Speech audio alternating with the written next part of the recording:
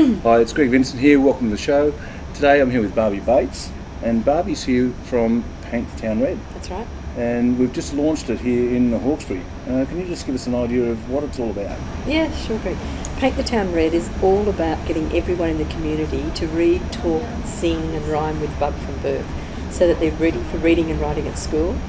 Because what we know is if children arrive at school without the necessary early literacy skills, they really struggle with learning to read and write, no matter how good the teaching is.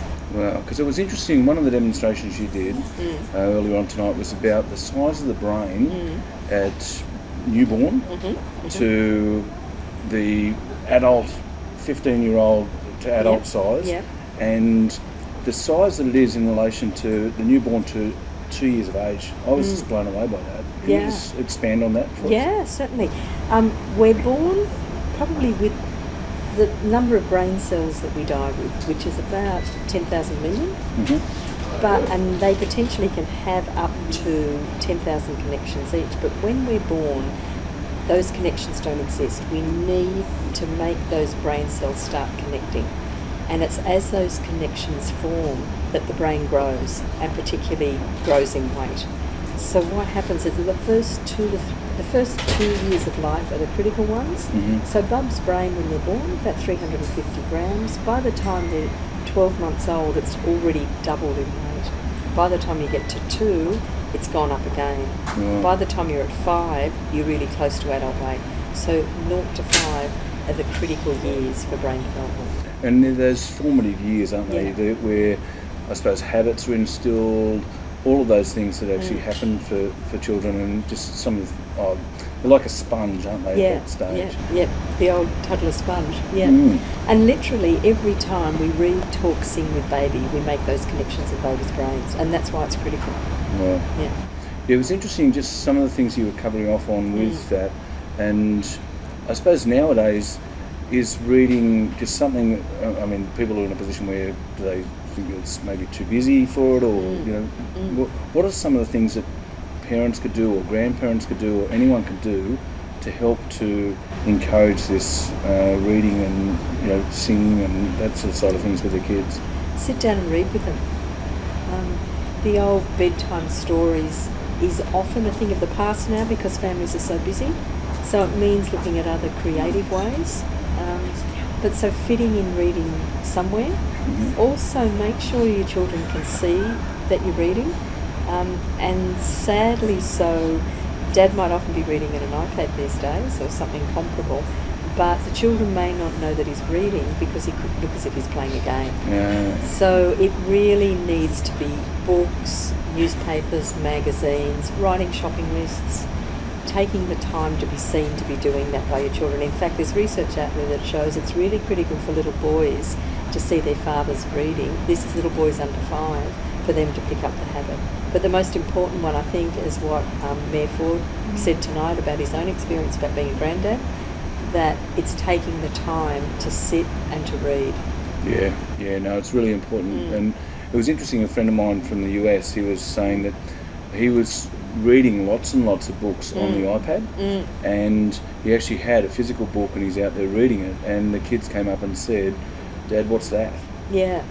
So it really is amazing how the technology age has changed that sort of behaviour, and yet it's a great thing to, you know, to be able to show them, you know, there's nothing like turning the pages on the book and giving them the habit of doing that as well.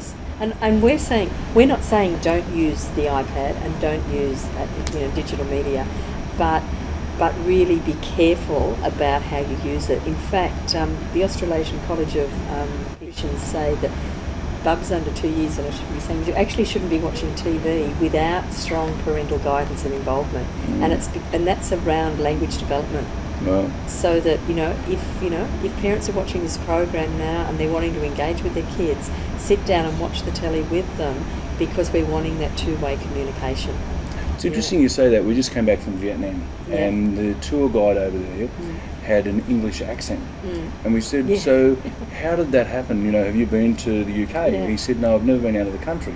He said, "But I learned English by tuning into the BBC radio." Yes, So, right. you know, when you think about it from that context, how much the kids are picking up, you know, and how they're what they're seeing on the TV shows and videos and all those things. It really is having an impact on them, isn't it? Yeah, so feed them the right stories, feed them the right shows, feed them the right songs, sing with them in the car. Yeah, no, that's great. Yeah. The other thing, and just in finishing up, I know that there's a thing that's being distributed around the Hawkesbury. It's a very special egg. Yeah, isn't that wonderful? Yeah, so what's this all about? Can you just give us a little bit of an insight into what's happening? Well, this is probably the most special egg in the Hawkesbury at the moment. And the very magical thing about this egg is that every time children read to the egg, it grows overnight. Wow.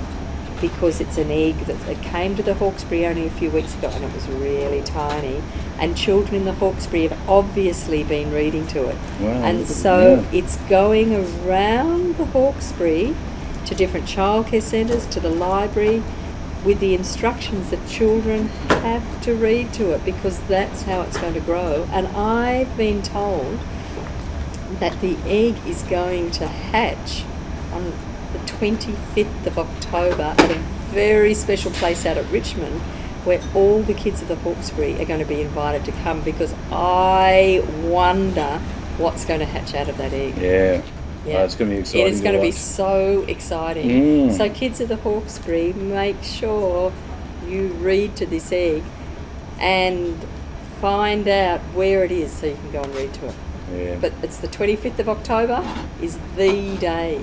When the egg is going to hatch. It's going to hatch. Wow. It's going to be the biggest excitement in Hawkesbury. No, that's fantastic. Look, Barbie, it's great to catch up with you.